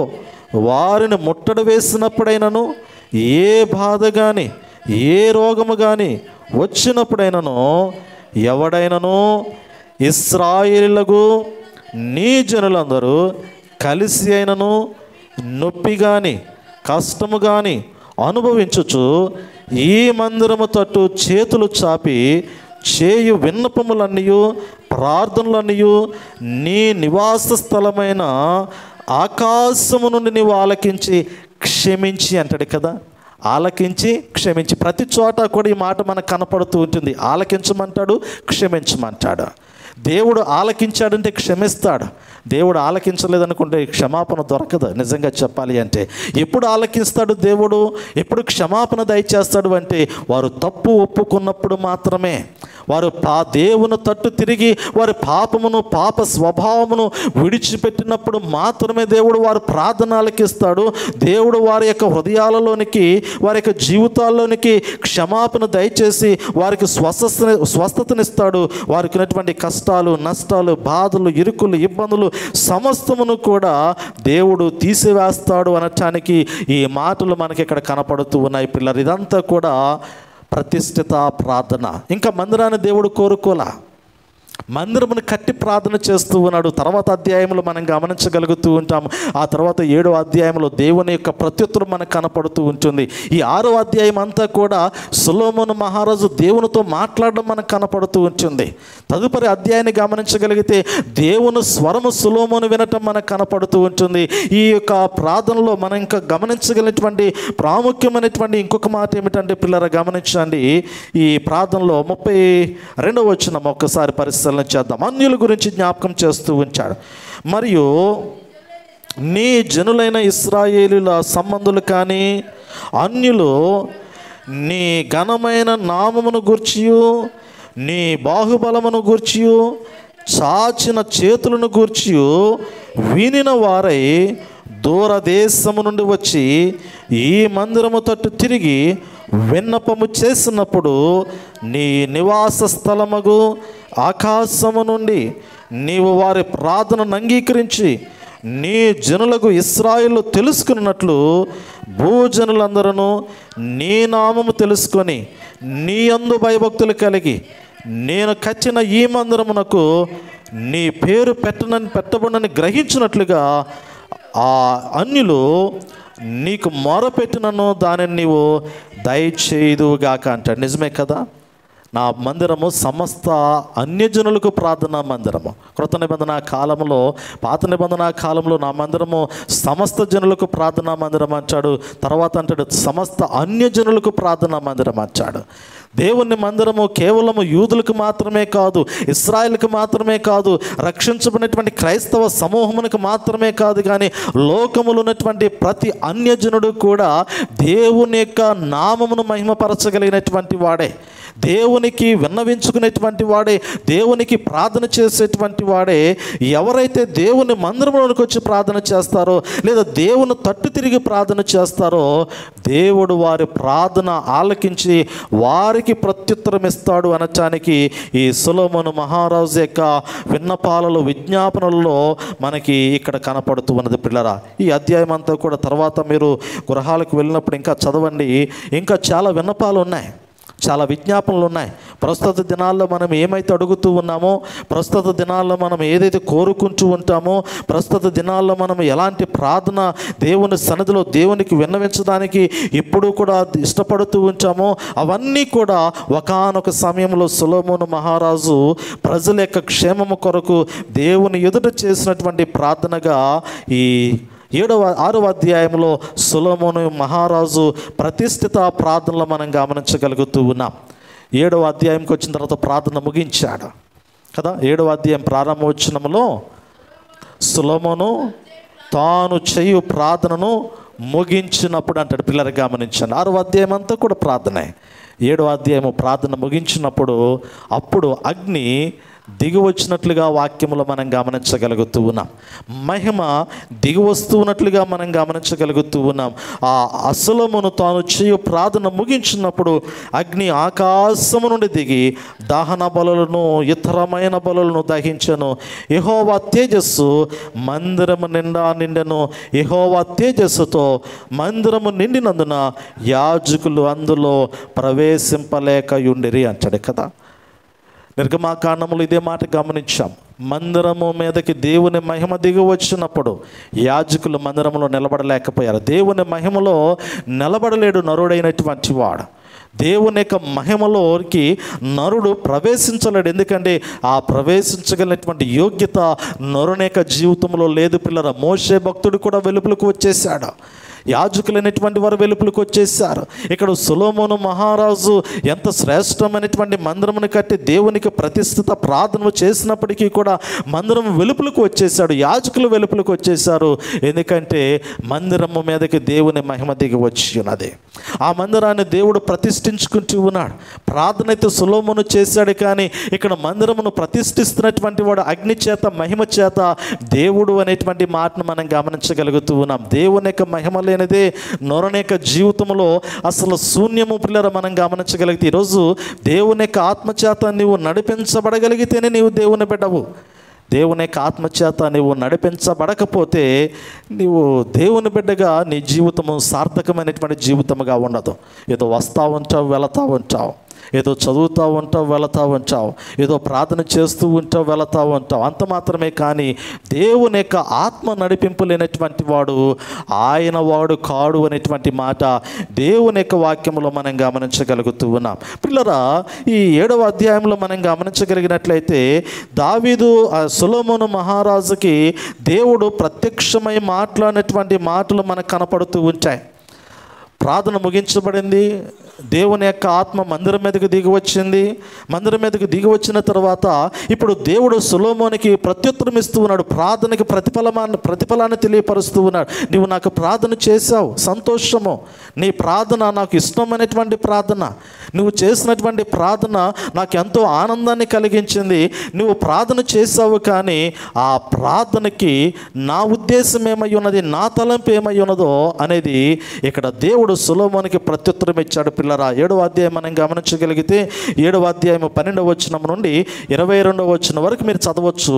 ఈ 12వ వచనం నుండి 22వ వచనం వరకు లేఖన భాగంలో పిల్లరా ఈ మనకి 16వ వచనం వరకు మనకి జ్ఞాపకం చేస్తాడు కదా. మందిరాన్ని దేవుడు ప్రతిష్ఠించుకుంటాడు. ఆ మందిరానికి దేవుడు తన పేరు పెట్టుకుంటాడు. ఆ మందిరానికి తన పేరు పెట్టిన తర్వాత ఆ మందిరంలో ఆ దేవుని సన్నిధి నిత్యము ఉండినట్లుగా నా మనసు దాని మీద ఉంచుతానని దేవుడు వాగ్దానం చేస్తాడు. సొలొమోనుకి మాటిస్తాడు దేవుడు కూడా, ఇదిగో ఈ మందిరానికి నేను నా పేరు పెట్టాను, ఈ మందిరాన్ని నేను కోరుకున్నాను, ఈ మందిరాన్ని నేను ప్రతిష్ఠించాను, ఈ మందిరంలో నా మనసు ఉంది, ఈ మందిరంలో నా ఆత్మ ఉంది, ఈ మందిరంలో నా సన్నిధి ఎప్పుడు కూడా ఈ మందిరంలో ఉంటుందని దేవుడు సొలొమోనుకి జ్ఞాపకం చేశాడు. అయితే కదా, ప్రతి దానిలో కూడా కండిషన్ సప్లై, షరతులు వర్తిస్తాయి. దేనికైనా షరతులు వర్తిస్తాయి. సెల్ ఫోన్ కొన్నా షరతులు వర్తిస్తాయి కదా. మనము 50,000 రూపాయలు కొన్నా, 1,00,000 రూపాయలు కొన్నా, 2 లక్షలు పెట్టుకున్నా కానీ సెల్ ఫోన్కి స్క్రీన్ గార్డ్ వేసిన తర్వాత చాలా జాగ్రత్తగా మనం వాడుకునేటువంటి సమయంలో ఒకసారి అంటాడు కదా, అది చేయి జారి కింద పడి పగిలిపోతే మాకు సంబంధం లేదా అంటాడు. ఏదైనా చిన్న చిన్న లోపాలు వస్తే సరి చేసేస్తాం, వారంటీ ఉంటుంది. నువ్వు చేతిలో పగలగొట్టుకుంటే లేదు, వారంటీ లేదు. నువ్వు ఎంత ఖరీదైన ఆ ఫోన్ కొనుక్కున్నా కానీ ఏ వస్తువైనా కావచ్చు కండిషన్ సప్లై. నువ్వు వాడుకునే విధానమును బట్టే ఆ యొక్క వస్తువు యొక్క గ్యారంటీ అనేటువంటిది ఉంటుంది. మాన్యువల్ గైడ్ ఉంటుంది. ప్రతి వ్యక్తికి కూడా దేవుడు ఒక మాన్యువల్ గైడ్ ఉంచాడు కదా. ఒక నిర్దేశమైనటువంటి మాటలు ఉంటాయి.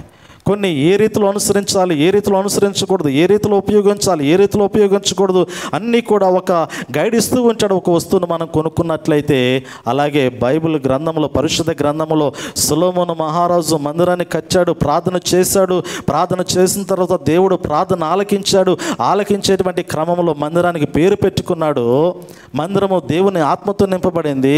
మందిరంలో దేవుని మనస్సు ఉన్నది. మందిరం మీద దేవుని కనుదృష్టి ఉన్నది. అయితే కండిషన్ సప్లై, దేవుడు షరతులు పెట్టేశాడు. నా మందిరంలోనికి వచ్చి ప్రార్థన చేసేటువంటి మనిషి ఎలా ఉండాలి, మందిరంలోకి వచ్చి ప్రార్థన చేసినప్పుడు మనుషుల యొక్క మనసు ఎలా ఉండాలి, వారి ఆలోచన ఎలా ఉండాలి, వారి వ్యక్తిత్వం ఎలా ఉండాలో ఈ 2వ దినవృత్తాంతాల గ్రంథంలో ఈ దేవుడు సొలొమోనుతో మాట్లాడుతూ ఉన్నాడు. చూడండి, ఇక్కడ అంచాడు కదా 13వ వచనం ఒకసారి, ఆ 12వ వచనం కూడా చదవండి అమ్మ. అప్పుడు యెహోవా రాత్రి యందు సొలొమోనుకు ప్రత్యక్షమై ఇలాగూ సెలవిచ్చెను, నేను నీ విన్నపమును అంగీకరించి ఈ స్థలమును నాకు బలులు అర్పించు మందిరముగా కోరుకొంచుని వాన కురియకుండా నేను ఆకాశమును మూసివేసినప్పుడే కానీ దేశమును నాశనము చేయుటకు మిడతలకు సెలవిచ్చినప్పుడే కానీ నా జనుల మీదకి తెగులు రప్పించినప్పుడే కానీ నా పేరు పెట్టబడిన నా జనులు తాము తాము తగ్గించుకొని ప్రార్థన చేసి నన్ను వెతికి తమ చెడు మార్గములను విడిచిన ఎడల ఆకాశము నుండి నేను వారి ప్రార్థనను విని వారి పాపములను క్షమించి వారి దేశమును స్వస్థపరచెదను. పిల్లలు గమనించాడు, దేవుడు జ్ఞాపకం చేస్తూ ఉన్నాడు, చక్కటి మాట పలుకుతూ ఉన్నాడు.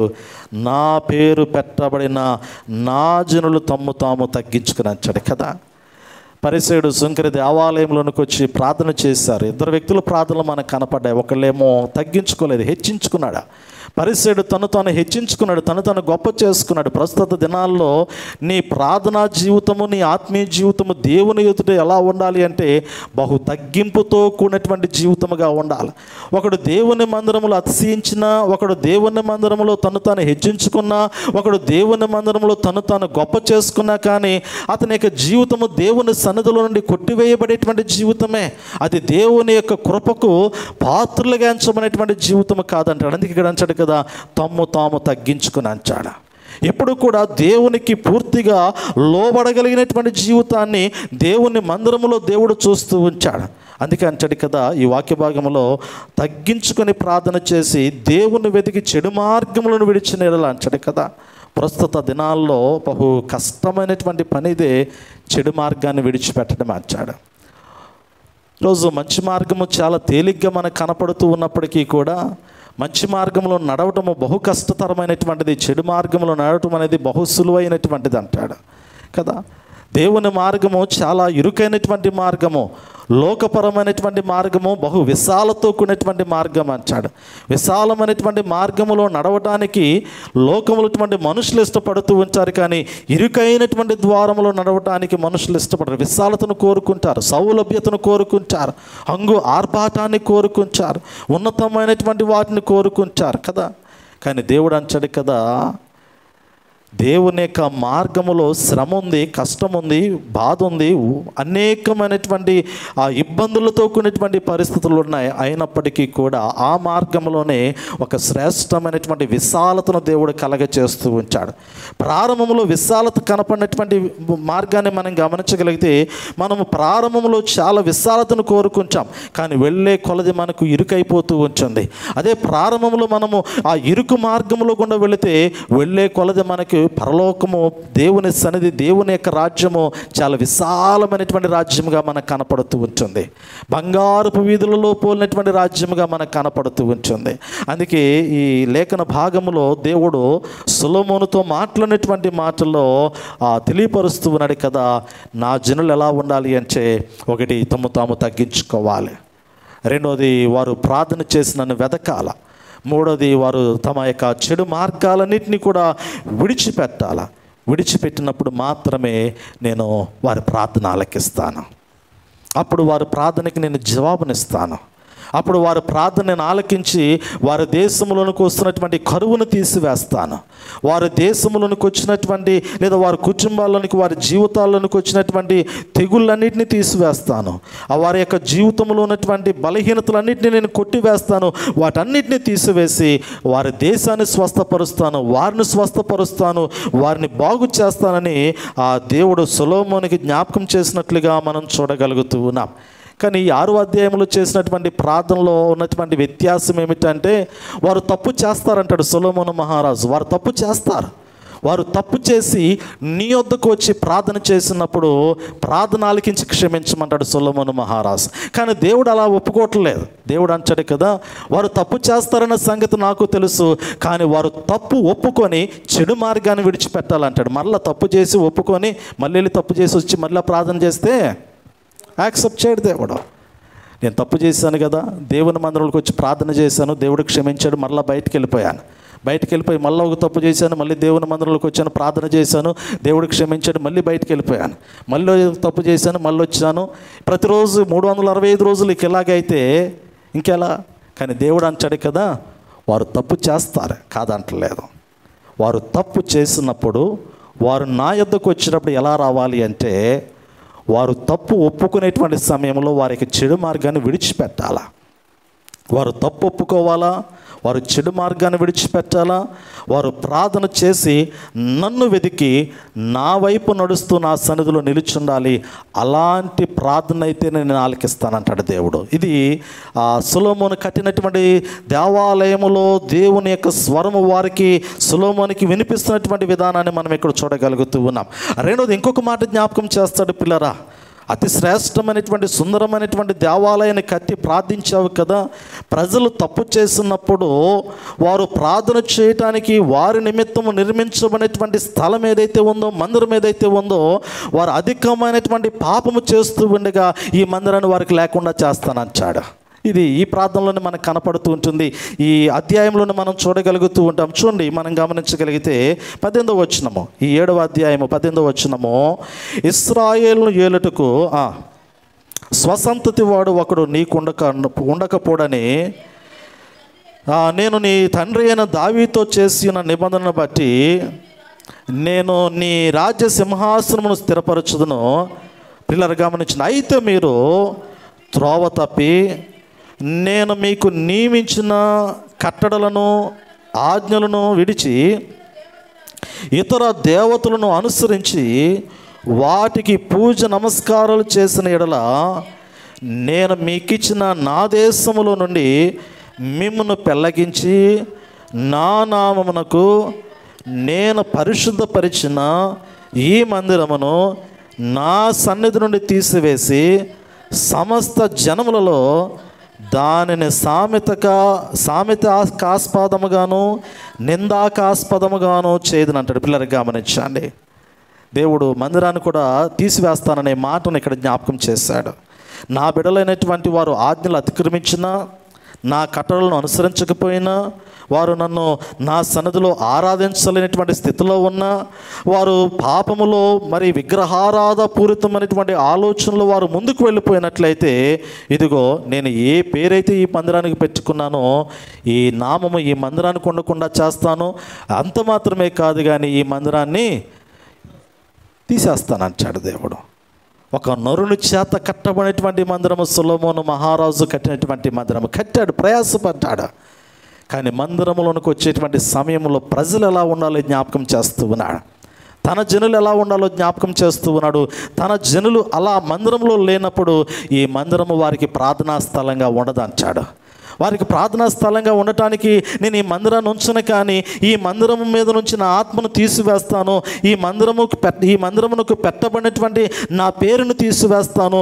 అసలు ఈ మందిరమే ఈ ప్రజల మధ్య లేకుండా చేసి ఇది అన్యజనులకు ఆస్పదముగా ఈ మందిరాన్ని నిందాస్పదంగా మారుస్తాను అనేటువంటి మాటను ఈ వాక్య భాగములో సొలొమోను మహారాజుకి ఆ దేవుడు సెలవిచ్చినట్లుగా మనం గమనించగలుగుతూ ఉన్నాం. నిజమే పిల్లారా కదా. ఇశ్రాయేల్ ప్రజల యొక్క స్వభావం అనేటువంటిది పాత నిబంధన కాలంలో వారు ఎంతగా దేవుని చేత దీవించబడినప్పటికీ కూడా, వారెంతగా దేవుని చేత హెచ్చరించబడినప్పటికీ కూడా, వారెంతగా దేవుని యొక్క మేలులు వారి జీవితాల్లో పొందుకున్నప్పటికీ కూడా, కుక్క తోక వంకర అన్నట్లుగా ఇశ్రాయేల్ యొక్క జీవితంలో పిల్లరా వారు పదే పదే పాపము చేసినప్పుడు దేవుడు మందిరాన్ని తాను చెప్పినట్లుగా ఈ 7వ అధ్యాయంలో మనం గమనించాము కదా. ఈ మందిరమును నేను పడద్రోస్తానని ఆనాడు సొలొమోనుకి జ్ఞాపకం చేశాడు. ఇది ప్రతిష్ఠిత ప్రార్థనలో జ్ఞాపకం చేసిన మాట పిల్లరా. గమనించండి, ఈ మాట ఎప్పుడు జ్ఞాపకం చేయబడింది? మందిరమును దేవుడు ప్రతిష్ఠించేటువంటి సమయంలోనే జ్ఞాపకం చేశాడు. నా ప్రజలైనటువంటి వారు ఈలాగు లేకపోతే, నేను చెప్పిన రీతిలో నా ప్రజలు లేకపోతే ఈ మందిరాన్ని నేను లేకుండా చేస్తాను, ఈ పరిశుద్ధమైనటువంటి స్థలము వారికి లేకుండా చేస్తానని ఈ 2వ దినవృత్తాంతాల గ్రంథం 7వ అధ్యాయంలో దేవుడు జ్ఞాపకం చేసిన రీతిలోనే ఇశ్రాయేల్ యొక్క ప్రజల యొక్క జీవితాల్లో పాపము పెరిగిపోయింది. ఆ తర్వాత ఇందాకే జ్ఞాపకం చేశాను కదా, 9వ అధ్యాయం మొదలుకొని 36వ అధ్యాయం, 10వ అధ్యాయం మొదలుకొని 36వ అధ్యాయం వరకు మరి మీరు చదవగలిగితే, ఈ దినవృత్తాంతాల గ్రంథాలు 36వ అధ్యాయం వరకు మీరు చదవగలిగితే, యూదులు ఆ యూదా రాజ్యం యొక్క పరిపాలన 20 మంది రాజులు చేసినటువంటి భయంకరమైనటువంటి పాపం మనకు కనపడుతుంది. 2వ దినవృత్తాంతాల గ్రంథము 10వ అధ్యాయము 36వ వచనము. అక్కడ వరకు మీరు చదవండి, మీరు గృహాలకు వెళ్ళిన తర్వాత చదవండి. ఎంత భయంకరమైనటువంటి పాపము వారు చేసినటువంటి పాపము దేవునికి ఎంత కోపమును తెప్పించింది, ఎంత ఉగ్రత వారి మీదకి వారు కొని తెచ్చుకున్నారు అనేటువంటిది ఈ యొక్క అధ్యాయంలో మనకు కనపడుతూ ఉంటుంది. చివరి అధ్యాయంలో ఒక మాట మనం పరిశీలన చేద్దాము. దేవుని యొక్క ఉగ్రత వారి మీదకి తీసుకుని వచ్చేటువంటి సందర్భంలో చివరి రాజు, యూదులను పరిపాలించినటువంటి రాజులో చిట్ట చివరైనటువంటి వాడు సిద్కియా. జ్ఞాపకం చేశాను, 20వ రాజు ఇతను. సిద్కియా రాజు యూదులను పరిపాలించినటువంటి రాజులు ఇతడే చివరి రాజు.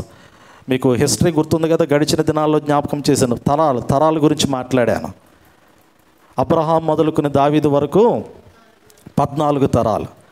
దావీదు మొదలుకొని బబులోను చెరలోనికి అనగా సిద్కియా ఇతని వరకు మనం గమనించగలిగితే ఇక్కడే సిద్కియా రాజు దగ్గరే బబులోను రాజు వచ్చి, బబులోను రాజు అనేటువంటి నెబుకద్నెజరు రాజు వచ్చి యెరూషలేము పట్టణం మీద ముట్టడి వేసి యెరూషలేము పట్టణమును నాశనం చేసి దేవాలయమును పడద్రోసి అనేక మందిని దేవాలయంలోని సంహరించి, సిద్కియాని సంహరించి ఆ తర్వాత కొందరిని చెరగొని పోయేటువంటి కాలం ఇదే. ఈ చివరి అధ్యాయంలోనే దేవాలయం పడద్రోయబడుతుందన్నమాట. ఇక్కడ వరకు 14 తరాలు మనం గమనించగలిగితే ఇక్కడ చెరలోనికి వెళ్ళిపోయారు.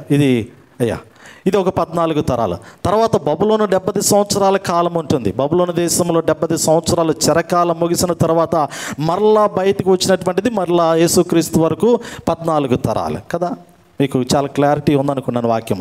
ఇప్పుడు సొలొమోను కట్టినటువంటి దేవాలయ మందిర ప్రతిష్ఠత ఆరాధన మొదలుకొని ఈ 2వ దినవృత్తాంతాల గ్రంథము 36వ అధ్యాయము చివరి అధ్యాయములు గమనించగలిగితే ఇప్పుడు దేవాలయము పడద్రోయబడటానికి సమయం ఆసన్నమైంది. కారణం ఏమంటాడు అంటే పాపం అంటాడు. పాపము. దేవుని మహిమతో నింపబడినటువంటి మందిరము మహిమ మరలా వెనుదిరగడానికి, దేవుడు తన మహిమను దేవాలయంలోని తీసివేసుకోవడానికి, దేవుడు తన నామమును పెట్టినటువంటి మందిరము అన్యజనులకు ఆస్పదంగా మార్చడానికి, నిందాస్పదంగా మార్చడానికి కారణం ఏమిటంటే ఇశ్రాయేలు చేసినటువంటి పాపము, యూదులు చేసినటువంటి పాపము. వారు చేసినటువంటి పాపమును బట్టి దేవుడు ఆ మందిరమును అగ్నికి ఆహుతి ఇచ్చినట్లుగా మనం చూడగలుగుతాం. అది పడద్రోయబడటానికి కారణమైపోయినట్లుగా పరిశుద్ధ గ్రంథంలో మనం గమనించగలుగుతూ ఉన్నాం. నిజమే ప్రియులారా. అందుకే ప్రవక్త అయినటువంటి ఎజ్రా ఒక మాట జ్ఞాపకం చేస్తూ ఉంటాడు. మందిరము పడద్రోయబడిందంటే కారణం ఏమిటంటే మా పితరులు చేసినటువంటి పాపం అంటాడు. చూడండి, ఒక్కసారి ఆ మాట చదువుకుని మనం ముగించుకుందాం. దేవుని యొక్క వాక్యాన్ని, ఎజ్రా గ్రంథాన్ని మనం గమనించగలిగితే ఎజ్రా గ్రంథము 5వ అధ్యాయము 12వ వచనాన్ని ఒకసారి చదవండి అమ్మ త్వరగా. ఒక్కొక్కసారి మా పితరులు ఆకాశమందున దేవునికి కోపము పుట్టించినందున ఆయన వారిని కల్దీయుడైన నెబుకద్నెజరును బబులోను రాజు చేతికి అప్పగించాను. అతడు ఈ మందిరమును నాశనము చేసి జనులను బబులోను దేశములోనికి చెరపెట్టుకుని పోయిన చాలు. పిల్లలు గమనించండి, ఎజ్రా ప్రవక్త జ్ఞాపకం చేస్తూ ఉన్నాడు. మా పితరులు ఆకాశమందున దేవునికి కోపము పుట్టించినందున ఆయన వారిని కల్దీయుడైనటువంటి నెబుకద్నెజరు చేతికి అప్పగించాను. నెబుకద్నెజరు రాజు ఆ యెరూషలేము పట్టణమును పడద్రోసి, దేవాలయమును పడద్రోసి, దేవాలయంలో ఉపకరణములన్నింటినీ కూడా బబులోను దేశంలోనికి తీసుకుని వెళ్ళిపోతూ ఉన్నాడు. విలువైనటువంటి వజ్రములను, అదే సమయంలో శ్రేష్ఠులైనటువంటి బాలులను కూడా ఆ యొక్క బబులోను దేశంలోనికి చెరగొనిపోయినట్లుగా మనం చూడగలుగుతూ ఉన్నాం. దేవాలయము కట్టబడినటువంటి కాలము క్రీస్తు పూర్వము 957వ సంవత్సరంలో మందిరము పూర్తి చేయబడింది. అంటే మరి మనం గమనించగలిగితే క్రీస్తు పూర్వము 10వ శతాబ్దము 6వ శతాబ్దం మధ్య కాలంలో మందిరము కట్టబడింది. అది పడద్రోయబడినటువంటి కాలాన్ని మనం గమనించగలిగితే బబులోను రాజు అయినటువంటి నెబుకద్నెజరు మందిరమును పడద్రోసినటువంటి కాలం ఏమిటంటే క్రీస్తు పూర్వము 586వ సంవత్సరము. క్రీస్తు పూర్వము 586వ సంవత్సరంలో సొలొమోను కట్టినటువంటి దేవాలయము పడద్రోయబడింది. మందిరం ఎప్పుడు కట్టబడిందంటే సొలొమోను యొక్క పరిపాలనా కాలంలో, అనగా క్రీస్తు పూర్వము 10 నుంచి 8వ శతాబ్దం మధ్య, అనగా 957 మధ్య కాలంలో మందిరము కట్టబడింది. అది పడద్రోయబడినటువంటి కాలాన్ని పిల్లరా మీరు గమనించండి. కాలం ఎలా లెక్క పెట్టాలి అంటే క్రీస్తు శకము, క్రీస్తు పూర్వము. క్రీస్తు దగ్గర నుంచి 1, 2, 3 ఇలా మనకు వస్తుంది. అటు నుంచే వెనక్కి వెళుతూ ఉంటుంది అన్నమాట. పాత నిబంధన గ్రంథం వైపేమో అటు వెళుతుంటుంది, ఎలా వెళుతూ ఉందన్నమాట. అందుకే మనము గ్రీకుల కాలం వచ్చేటప్పటికి 300 కాలం కనపడుతుంది. గ్రీకు రాజు అయినటువంటి అలెగ్జాండర్ మహారాజు 300 క్రీస్తుపూర్వం 300 కాలం మనకు కనపడుతుంటుంది. ఆ తర్వాత ఇంకా పైన ఉన్నటువంటి రాజుల కాలం వెళ్ళేటప్పుడు 500, 700, 900, సొలొమోను కాలము 900, ఆ తర్వాత అబ్రహాము కాలము, ఇవన్నీ కూడా అలా పైకి వెళుతూ ఉంటుంది. 0 నుంచి అటు వెళుతూ ఉంటుంది. క్రీస్తుపూర్వం అన్నమాట. మనకేమో క్రీస్తు శకము 1వ శతాబ్దం, 2వ శతాబ్దం, ఇప్పుడు మనం ఉన్నటువంటిది 21వ శతాబ్దము, ఇలా మనకు జ్ఞాపకం చేయబడుతూ ఉంది.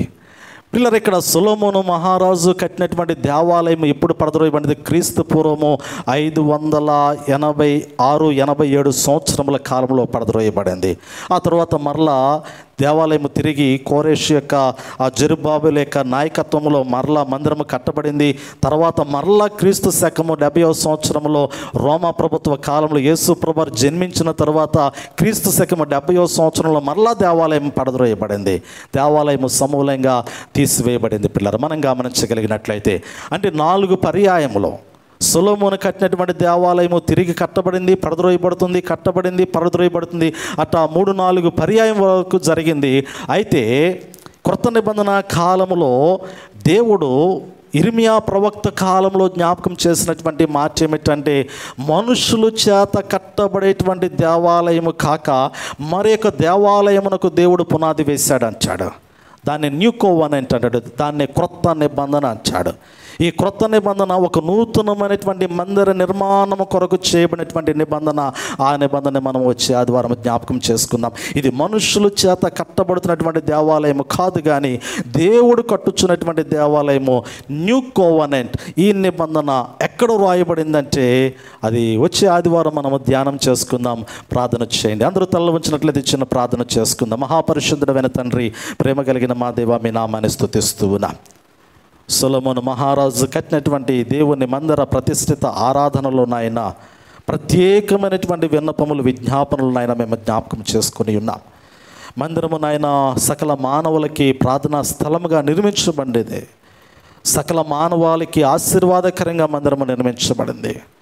లోకములటువంటి మానవులు పాపము చేస్తున్నప్పుడు పాపం యొక్క క్షమాపణ దొరుకు స్థలము అది దేవుని సన్నిధి, దేవుని మందిరమని నాయన ఆనాడు ఇశ్రాయేలు ప్రజలకు జ్ఞాపకం చేయబడింది. ఇశ్రాయేలు ప్రజలు మందిరంలో సన్నిధిని నాయన నిర్లక్ష్యం చేశారు. వారు విగ్రహారాధన పూరితమైనటువంటి ఆలోచనలు వారి జీవితాన్ని ముందుకు కొనసాగించి ఉండగా వారి జీవితాలు భ్రష్టత్వానికి అప్పగించబడ్డాయి. వారి మధ్యలో ఉన్నటువంటి మందిరము నిర్మూలించబడినట్లుగా వాక్యములో చూడగలుగుతూ ఉన్నాం. ఇదిగో నాయన, మేమైతే నీ బిడ్డలమైనటువంటి మేమైతే నిత్యము నీ సన్నిధిని వెతికేటువంటి వారిగా, నీ మందిరంలో నిత్యము నిన్ను స్తుతించేటువంటి వారిగా, నిన్ను ఆరాధించేటువంటి వారిగా ఉండాలని మీరు సెలవిస్తూ ఉన్నారు. వాక్యమైనటువంటి వారందరినీ కూడా మీరు జ్ఞాపకం చేసుకొని వాక్య ప్రకారంగా జీవించుటకు నీ కృపను అనుగ్రహించమని యేసు క్రీస్తు నామములో అడిగి వేడుకొనొచ్చున్నాము తండ్రి. ఆమేన్, ఆమేన్.